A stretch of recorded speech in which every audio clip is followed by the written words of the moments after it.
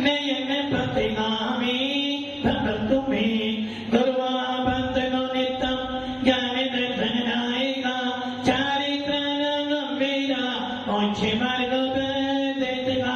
पंच प्रवृत्ति भगवान की, एक राधिनाथ भगवान की, अंतिम शासनपति भगवान महावीर स्वामी की, आचार्य श्री कुंद भगवंत की, आचार्य श्री उमा स्वामी भगवंत की, आचार्य श्री विमल सागर जी महाराज की, आचार्य गुरुदेव सरस्वती सागर जी महाराज की, 3 करोड़ मणि रजों की द्वादशांगिरवाणी माता की।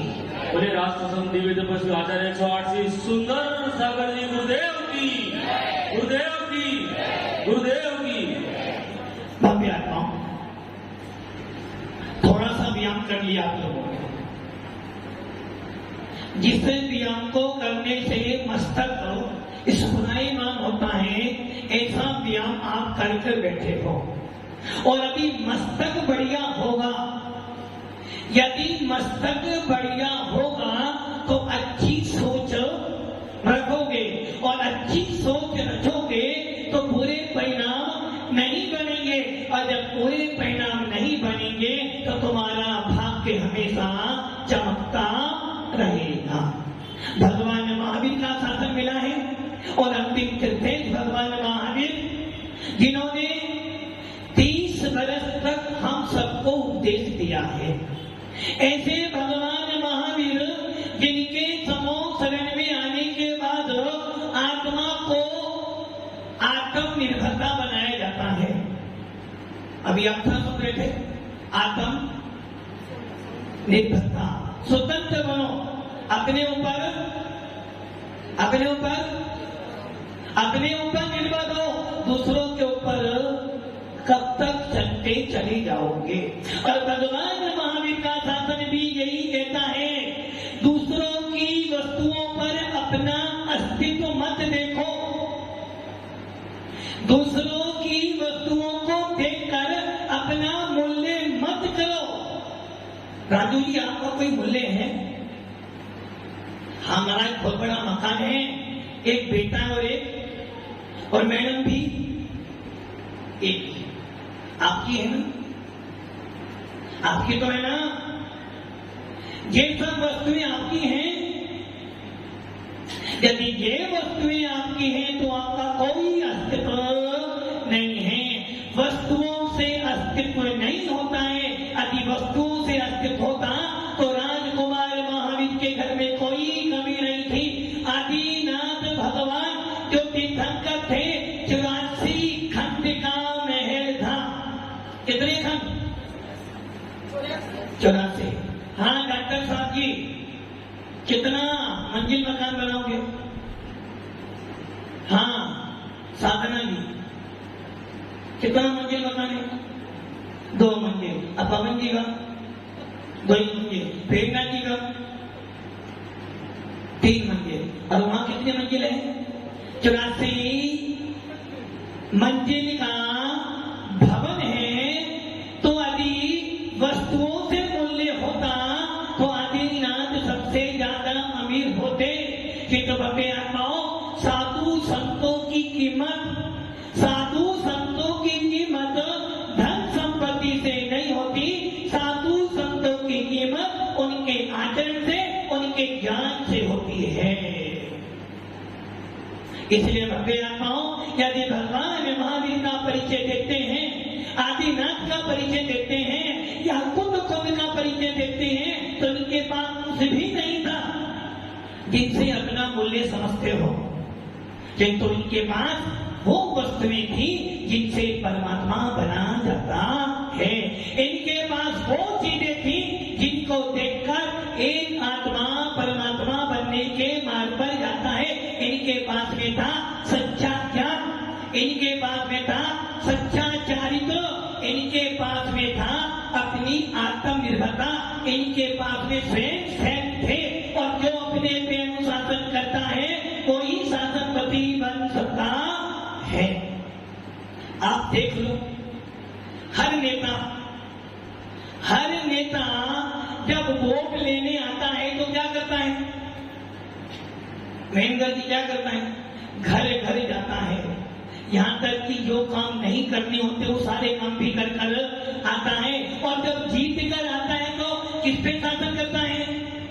आप सब पर कभी भी अपने ऊपर शासन। और भगवान महावीर का भीतरा शासन कहता है, जब तक पर शासन करेगा दुखी रहेगा। दुख का मूल कारण क्या है पवन जी?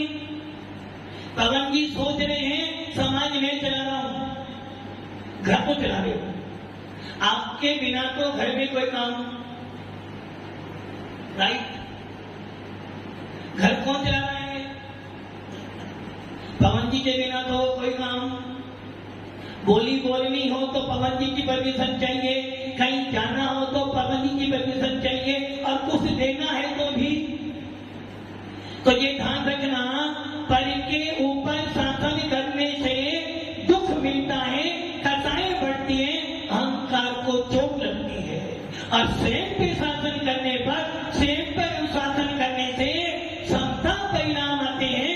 स्वयं पे अनुशासन करने से विशुद्धि बढ़ती है, स्वयं पे अनुशासन करने से परिणाम निर्मल बनते हैं। और यही काम भगवान महावीर के शासन में किया जाता है, यही काम जिन शासन में किया जाता है।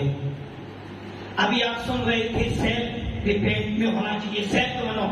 किसके विषय में? स्वयं के विषय में। किंतु पूज्यपाद स्वामी कह रहे हैं तीर्थंकर स्वयंभू होते हैं। स्वयंभू मतलब कोई गुरु नहीं होता उनका।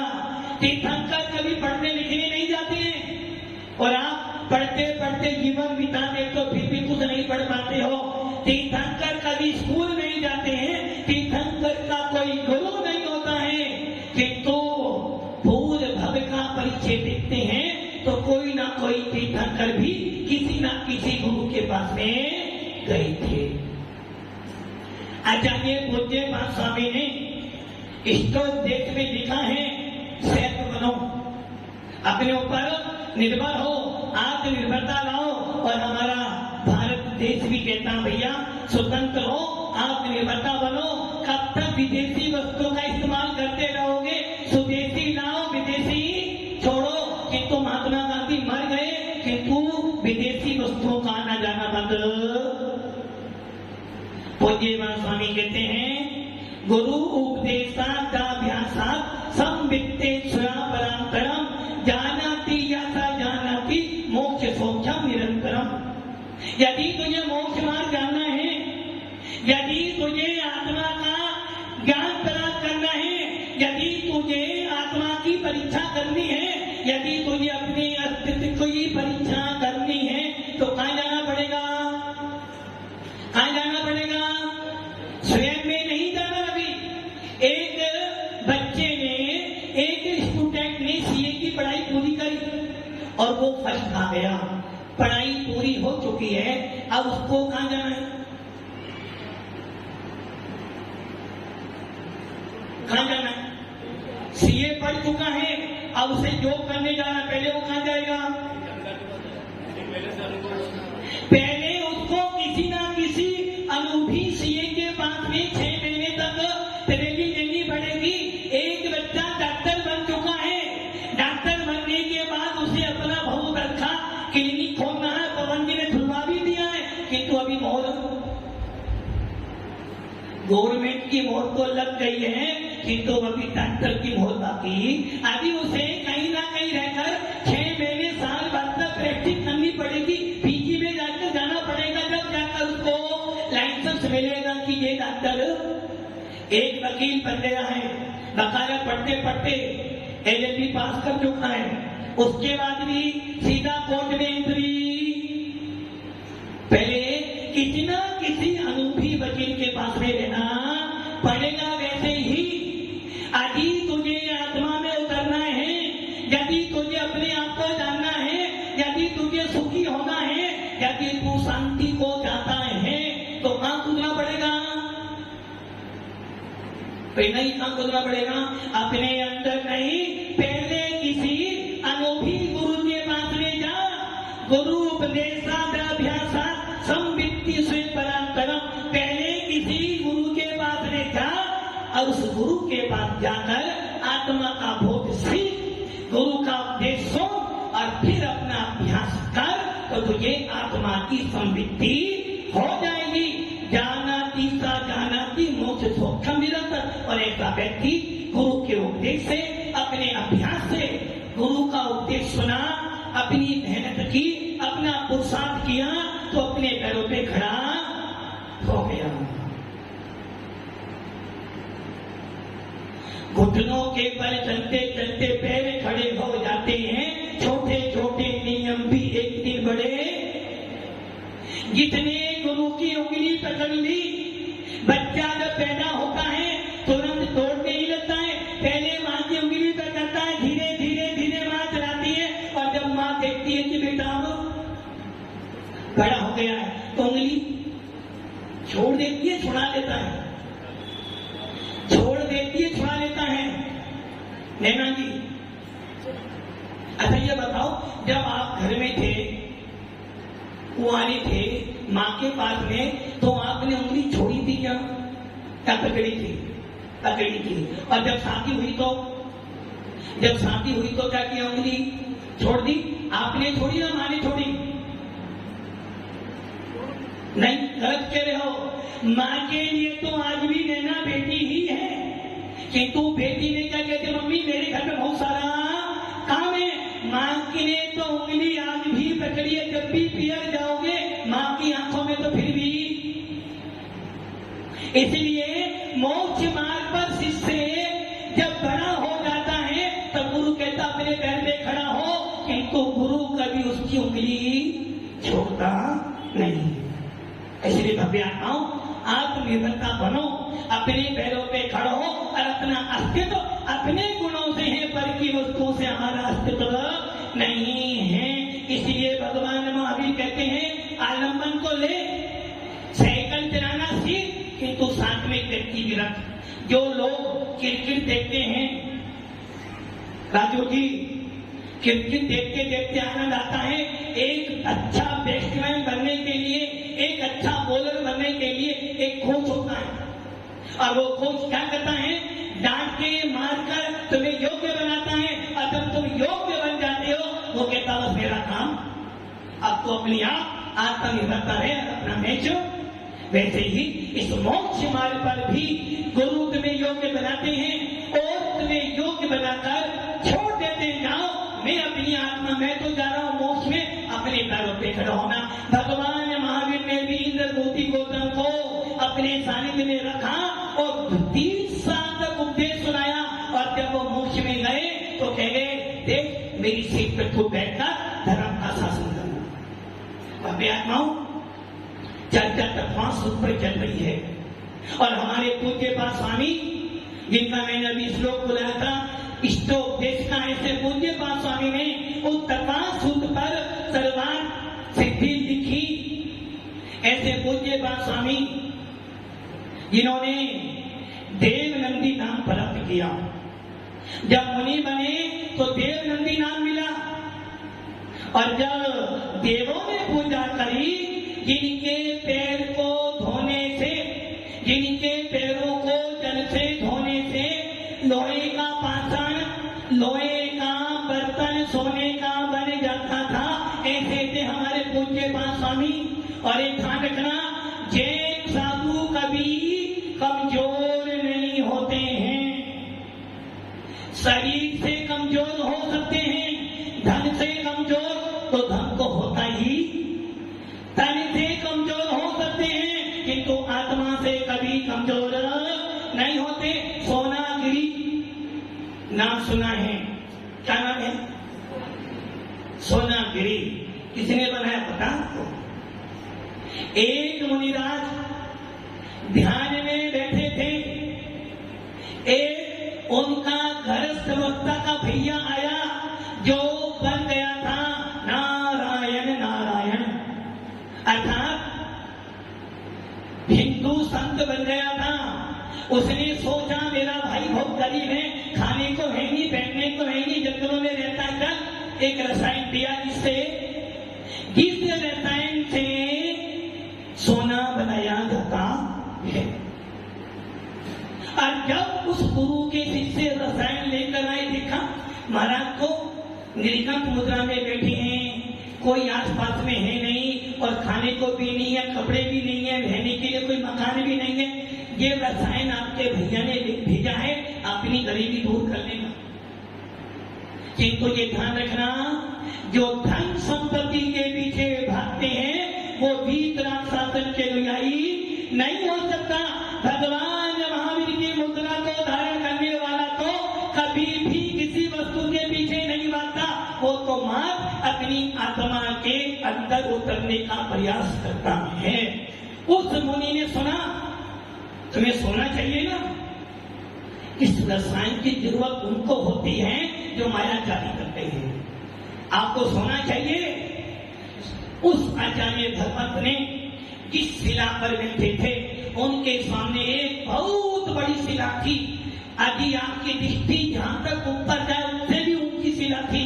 और मुनि राज ने क्या किया, बैठे बैठे ही अपने पैरों की धूल उठाई और थोड़ी धूल शिला पर डाल दी। पूरा का पूरा पर्वत सोने का बन गया और जिसका नाम था सोनागिरी पर्वत। और वो आचार्य थे सुखचंद्र आचार्य, जिन्होंने जाना नव लिखा, ध्यान का मंडल लिखा। ऐसे होते दिगंबर संत। कभी दिगंबर संतों के बारे में सुनोगे तो चर्चा करेंगे कि दिगंबर संत कभी कच्चा नहीं होता। जो वास्तव में भावलिंगी संवेदृष्टि बनी होंगे सर कट जाएगा, किंतु अपने संयम से कभी पीछे होने वाले नहीं। ऐसे हमारे भगवान उमा स्वामी भगवान, जिन्होंने तत्वान सूत्र लिखा, सुनते हैं कि जब उमा स्वामी चलते थे, जब आचार्य भगवंत उमा स्वामी विहार करते थे तो 4 अंगुल ऊपर चलते थे। अब आप सोच लो, जब उमा स्वामी चलते थे जमीन से 4 अंगुल ऊपर चलते थे। जिन उमा स्वामी के सामने जो कोई भी आ जाए, जो बोला वो सत्य है, ऐसे आचार्य भगवंत होने के बाद भी कहीं अपना नाम नहीं लिखा। तत्वान सूत्र के लेखक आचार्य गद्य पीठाचार्य उमा स्वामी और इनका काल, जब तक काल निर्धारित नहीं होता है तब तक उस आचार्य के बारे में बोला नहीं जाता है।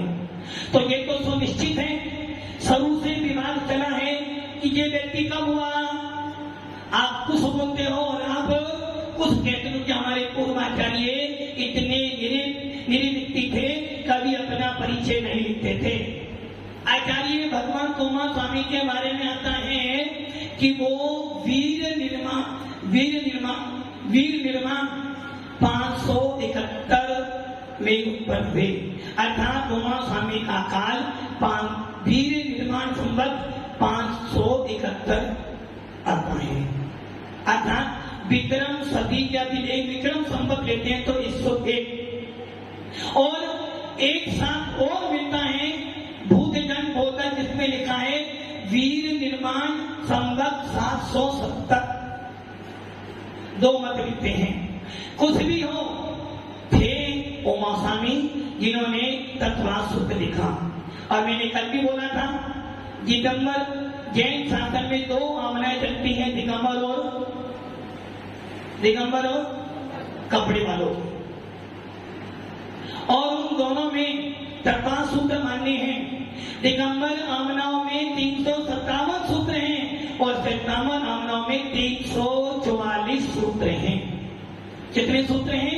344। अब वो कैसे हैं? दिगंबरों में पहले अध्याय में 33 सूत्र हैं, तो श्वेतांबरों में 35 सूत्र हैं। 35 सूत्र। दूसरे अध्याय में दिगंबर आमनाओं में 53 सूत्र हैं, तो श्वेतांबरों में 52 सूत्र हैं। दिगंबर आमनाओं के तीसरे अध्याय में कितने सूत्र हैं? 39 और श्वेतांबरों में मात्र 18। दिगंबर आमना के चौथे अध्याय में कितने सूत्र हैं? 42 और श्वेतांबर आमनाओं के अनुसार 44। नहीं 53, चौथे अध्याय में 53, 5वां अध्याय जिसके अंदर मात्र 44 सूत्र हैं। पहले में 35, दूसरे में 52, ये दिगंबरों की श्वेतांबर परंपरा से पहले अध्याय में 35, दूसरे में 52, तीसरे में 18 और चौथे में 53, 5वें अध्याय में 44, 6ठे अध्याय में 26, 7वें अध्याय में 34, 8वें अध्याय में 26, 9वें अध्याय में 49 और 10वें अध्याय में 7 सूत्र हैं। ये तो सूत्रों की संख्या 344। अब देखते हैं कि दोनों में अंतर क्या है। सबसे बड़ा अंतर ये है कि दिगंबर आमनाओं के अंदर 16 भावनाएं आती हैं। जानते हो ना? हाँ रानी जी, 16 भावना कौन सी होती है? दर्द विशुद्धि भावना पार, सोले तीर्थ कर बद पाए परम गुरु हो, जय जय नाथ परम गुरु। कभी पढ़ी? कब पढ़ी बताओ राजू जी? बचपन में माँ के साथ पढ़ी थी और अब माँ तो गई, वाइफ आ गई, पढ़ना छोड़ दिया। इसलिए कहते हैं किसी भी जीव की सबसे प्रथम गुरु यदि कोई होती है तो वो माँ होती है, और जिनकी माँ होती है वो बहुत सौभाग्यशाली होते हैं। आपके पास माँ है? आपके पास माँ है? माँ है कहाँ? अंदर है, बाहर माँ नहीं है। हाँ भैया, आपकी कोई माँ है? अरे भैया, तुम जिस माँ को माँ कहते हो वो तो तुम्हें मात्र 2 आचन से दूध पिलाती है, किंतु जिनवानी माँ, जो सारे जीवों की जिनवानी माँ, वो तुम्हें 4 आचन से दूध पिलाती है। और वो 4 आचन कौन से हैं? प्रथमानियों, करणानियों, धर्मानियों और चरणानियों। जय जिनवानी माता लखला जय हमारी, जय जिनवानी माता, जय जिनवानी माता लखला जय हमारी। आपकी माँ है? कितनी माँ है आपकी? अनादि काल से अनेकों माँ बनाई है, किंतु अब की बार ऐसा प्रयास करो, तीर्थंकर की जो माँ होती है, भक्तांबर पढ़ते ना, स्त्रीनाम सतान्य सततो जनयन्ति पुत्रा। क्या करें वहां पर? जिस प्रकार सूर्य को जन्म देने वाली कौन होती है? उत्तर दिशा। सोच लो, उत्तर होती है, पूरब होती है, पवन जी, पवन जी, उत्तर, दक्षिण, पूरब। जिस प्रकार हर दिशा सूर्य को जन्म नहीं देती, पूर्व दिशा ही सूर्य को जन्म देती है, वैसे ही हर माँ तीर्थंकर को जन्म नहीं देती। और जो तीर्थंकर को जन्म देती है, अगले भव में या उसी भव में, 2 भव में अर्थात 1 भव या तीसरे भव में मोक्ष, और तीर्थंकर की माँ के और कोई पुत्र। ऐसा क्यों? ऐसा क्यों? हाँ, ऐसा क्यों? जो कि घर में 10 बेटे हैं, कोई भी काम का नहीं है, इसलिए कहते हैं 10 की अपेक्षा 1 भला। तीर्थंकर की माँ एक बार बेटा उत्पन्न करती है और माँ से देव गति जाती है, और देव गति से आना सीधा मोक्ष में। इसलिए काम का तो काम ऐसा करो कि पूरी दुनिया याद रखे। इसलिए जिनवानी माँ क्या करी है? चेतो चेतन निज में आओ, अपने खबर जो भुला दी है। चेतो चेतन निज में आओ, अपनी खबर जो। क्या करना है? जिनवानी पढ़कर, जिनवानी पढ़कर स्वयं श्रेष्ठ बनो। जिनवानी को पढ़कर आत्मा में उतरने का प्रयास करो, और जिनवानी को पढ़कर आत्म उत्थान को सीखो। ऐसे उमा स्वामी ने तत्वासूत्र लिखा। अब आपकी शंका ये होनी चाहिए, माना एक शास्त्र के दो लेखक कैसे हो सकते हैं? शास्त्र तो एक ही है ना। तो श्वेतांबर रामनाम में सबसे बड़ा सूत्र या सबसे बड़ी मान्यता क्या हो रही है? हम कहते हैं 16 भावना भाने से तीर्थंकर प्रकृति का बंध होता है, और श्वेतांबर रामनाम में लिखा है 20 भावनाओं के भाने से तीर्थंकर प्रकृति का बंध होता है। अब सत्य कौन सा है? हाँ बंडी जी, सत्य कौन सा है?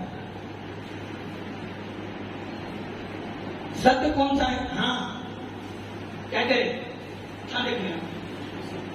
16 सत्य 20 सत्य है। समझ जी, 16 या 20? पंकज जी 16 या 20? 16 भी दोनों सोच लो, 16 या 20? हाँ कैलाश जी 16 या 20? 20 वाला मालूम है, 16 वाला मालूम है, तो 20 वाला भी सत्य हो सकता है, हो सकता है ना? पता नहीं लेकिन हो सकता है ना। आपने सभी को देखा है ना, तो 20 वाला भी हो सकता है ना, हो सकता है ना। चलो लोग कर लेते। हाँ राजू जी आपकी क्या राय, 16 या 20 का? दोनों दोनों, बस यही गई भैंसवानी में तुम्हारी। अरे जब हम ये जान रहे हैं कि 16 प्रकार की भावना किसने दी है, तीर्थंकर के उपदेश से मिली है 16 भावनाएं, जबकि 20 भावनाएं कल्पित हैं, 20 भावनाएं बनाई गई हैं। और जब बनाई गई है तो पंकज 16 ही भावना को 16 वो किसने कही है? जिनेन्द्र देव ने लिखी है, जिनेन्द्र देव के द्वारा उपदेशित है और उनको आचरण लिपिबद्ध किया है। 16 भावना ही होती है 20। क्योंकि वीर से स्वामी अथवा पुष्पदंत भूत बलि के धवल पुस्तक में सत्य खंड में 16 भावना लिखी है, इसलिए हमारे पास सूत्र हैं और उन सूत्रों के सामने हम अन्य सूत्रों को, हाँ यदि कोई दिगंबर साधु कहता तो मानते कि 2 मत है। नंबर 2 परिचय कितने होते हैं? आपके 22 परिचय होते हैं। कितने परिचय होते हैं आपके? कृष्णा जी कितने परिचय हैं आपके? आपके 22 हैं। हमारे कृष्णा जी कितने परिचय हैं आपके?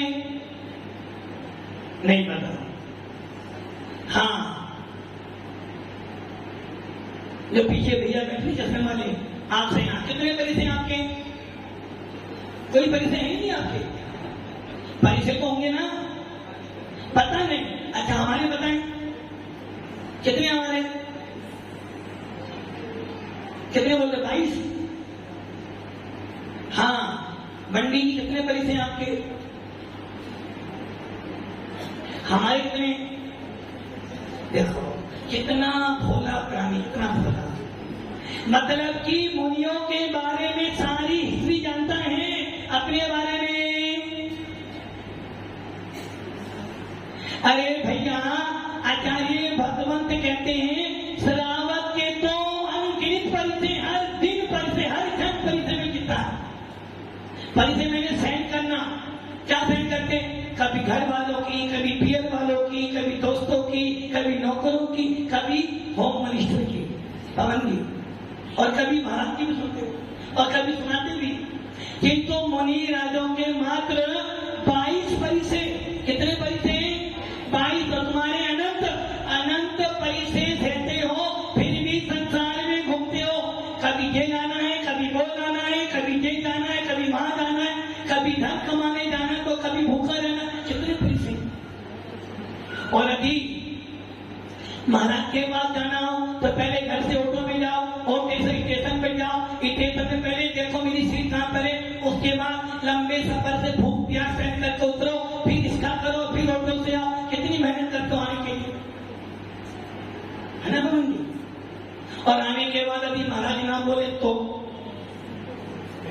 अभी महाराज ना बोले तो हमारा तो आना ही नहीं, डॉक्टर साहब आना ही नहीं, अब ये भी आए आना ही नहीं। और महाराज पहले देख लें तो आना सब, अरे ये ध्यान रखना, देर से मिलेगा अच्छा मिलेगा, गरम गरम खाओगे तो मुंह जलेगा, ठंडा कर कर खाओगे तो पेट भरेगा। तो मुनियों के 22 परिचय होते हैं, दोनों ही आमनों में 22 परिचय माने हैं, किंतु सबसे बड़ी गलती क्या हो गई है, सबसे बड़ी गलती, और जिस गलती को सुनने के बाद आप स्वयं कहोगे नहीं महाराज हम ये बात कभी मानने वाले, 22 परिचय होते हैं और 22 परिचयों को जो सहन करता है उसे कहते हैं परिचय, ये कहते हैं समता भावों से, अर्थात अपने वैराग्य में रहते हुए, संयम से सूत न होते हुए, मार्ग को ना छोड़ते हुए जो 22 परिचय को सहन करता है उसे कहते हैं परिचय। उन 22 परिचयों के नाम भी वही हैं, बस एक नाम में गड़बड़ी है। 22 परिचयों में आता है नागन्य, तत्वान सूत्र का 9वां अध्याय, क्या आता है नागन्य, इसका अर्थ क्या है, इसका अर्थ क्या है, नग्न रहना, निर्गत रहना, आचेलत्व। श्वेतांबर आमनाओं में क्या कर दिया है, 22 परिचयों में नागन्य के स्थान पर कर दिया उन्होंने आचेल। आचेल मतलब आ मैंने नहीं, चेल मैंने वस्त्र, यह अर्थ होना चाहिए था, वस्त्रों का नहीं होना। उन्हें क्या कर दिया, मैंने किंचित, मैंने थोड़ा, चेल मैंने थोड़ा वस्त्र पहन सकते। अब बोलो यहां क्या हो गया,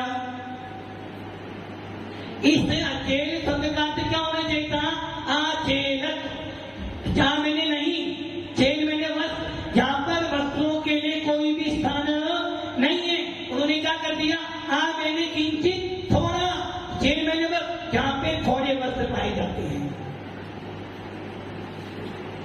ओ मेरे आत्म पदे जहां से तो आए देश चलो अब वहां चले। कल मैंने बोला था जब भी पैदा होंगे, कैसे पैदा होंगे, कैसे, दिगंबर या निर्गंध? अच्छा, निर्गंध में दिगंबर में अंतर क्या है, राजू जी क्या, दिगंबर में और निर्गंध में अंतर क्या है,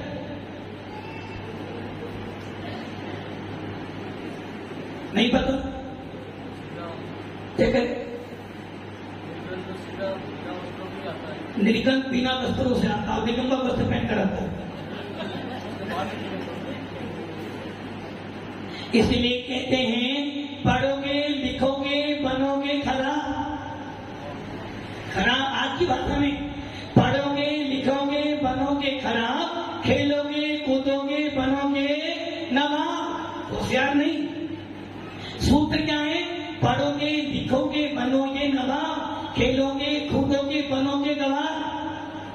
आदि पढ़ लिख लेते तो आदि बोल पाते, इसलिए चतुर्मास मात्र खाने पीने मौज मस्ती के लिए नहीं है, वर्षा योग मात्र नाचने गाने के लिए नहीं है, वर्षा योग मात्र धन को खर्च करने के लिए नहीं है, वर्षा योग मात्र संस्कारों को डुबोने के लिए नहीं है, वर्षा योग है आत्मा को सुधारने के लिए, वर्षा योग है ज्ञान को प्राप्त करने के लिए, वर्षा योग होता है संस्कारों को प्राप्त करने के लिए, और वर्षा योग होता है जिनवाणी की सरस्वती की आराधना करने के लिए। यदि पढ़ लिख लेते तो मोबाइल नहीं लेना पड़ता, स्विच ऑफ। यदि पढ़ लिख लेते तो आज बोल पाते, इसलिए प्रयास करना इस 4-5 महीने में इतनी को काबिल लिया हो कि हम भी खड़े होकर जिन शासन का बबूल बजा सके। निर्गंथ उसे कहते हैं जिनके पास में निर्गंथ ग्रंथ नहीं है, जिनके पास में कोई गांठ कोई परिग्रह नहीं, वो होते हैं निर्गंथ। और दिगंबर उन्हें कहते हैं दिगंबर, दिग प्लस अंबर, अंबर में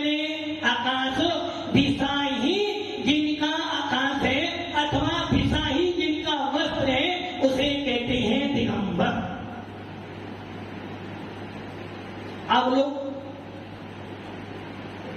दिगंबर थे, निर्गंत आए थे, निर्गंत जाओगे फिर भी श्वेतांबर बनकर बैठे।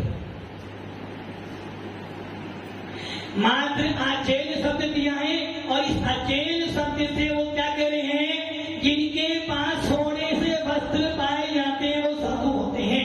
अब इस बात का खंडन कुंद स्वामी ने गिद्ध पिंचाचार्य उमा स्वामी करते हैं कि यदि दिगंबर हो तो वस्त्र नहीं, इसलिए नाम जन्मे परिचय।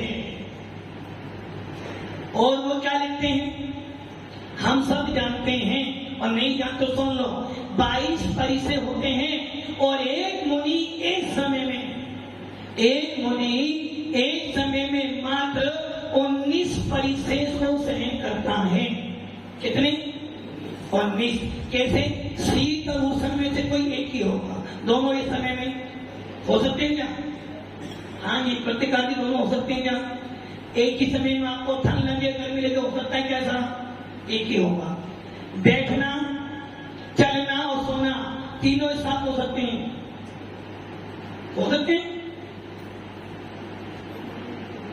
हैं क्या? बैठना, चलना और सोना एक साथ हो सकते हैं क्या? 3 में से एक समय में एक, कितने काम गए?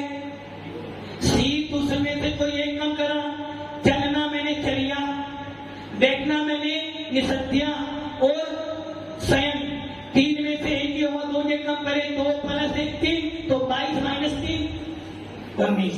और श्वेतांबरों में क्या कहा है? श्वेतांबर कहते हैं कि एक साथ एक जीव के 20 परिचय हो सकते हैं।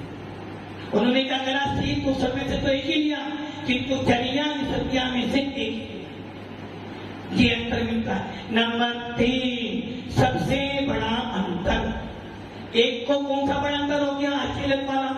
नंबर 2 परिचय वाला। और नंबर 3 सबसे बड़ा, हम सब जानते हैं भगवान को, पवन जी भगवान को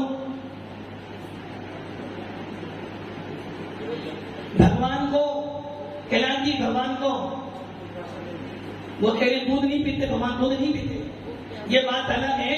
कोई कहते कि हाँ भगवान दूध पीते हैं, वो कह रहे हैं भगवान को क्षुधा पिपास की परिभाषा आता, भूख प्यास की चिंता। यदि भगवान को भी भूख प्यास लगे तो भगवान में और हमारे में, हाँ जी प्रत्येक की मेरी बात समझ आ रही है। और इतना अंधविश्वास भरा हुआ है, इतना अंधविश्वास भरा हुआ है कि भगवान को ठंड लगी तो रतन कम्बल आ गई, है ना? नहीं था। घर में बाप माता की बेटी है, भैया बैठा हुआ है, जरा की संपत्ति पे लड़ते हैं, उन्हें जरा सा ज्यादा मिल गया तो हाई कोर्ट, और एक धातु की प्रतिमा बनवाई, एक सोने की प्रतिमा बनाई, क्या कह रहे हो? शीतलहर आ गई है और भगवान को चश्मे वाले भैया, भगवान को ठंड कैसा हो सकता है क्या?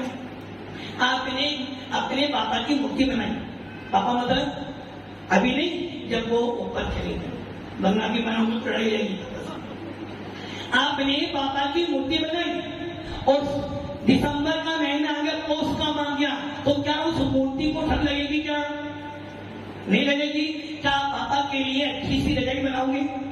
नहीं बनाओगे। और पापा जिंदा हो तो अच्छे से अच्छे रहेंगे। अब ये सोच लो, जब एक पाषाण की मूर्ति हमने पापा की बनाई, उनको ठंड नहीं लग रही, तो हमने यदि भगवान की मूर्ति बनाई, उसे ठंड कैसे लग गई?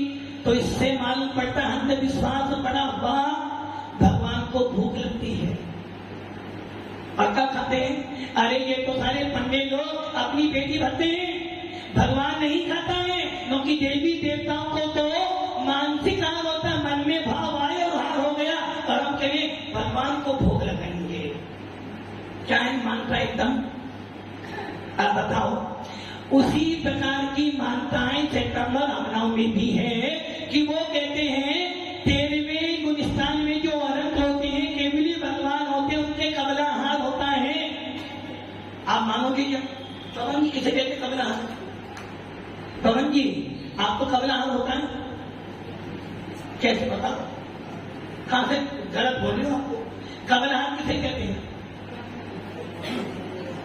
भगवान को जो भोग है वो कबलाहार होता है। तो सुन, इसलिए कहते हैं पढ़ोगे लिखोगे बनोगे नवाब तो ये भगवान को कबलाहार होता है। सीधा सिद्धांत है, जो मुख से खाया जाता है, जो मुख से खाया जाता है उसे कबलाहार कहते हैं। वो कबलाहार मनुष्य और तिरंजों को, पंच इंद्रिय तिरंजों को होता है।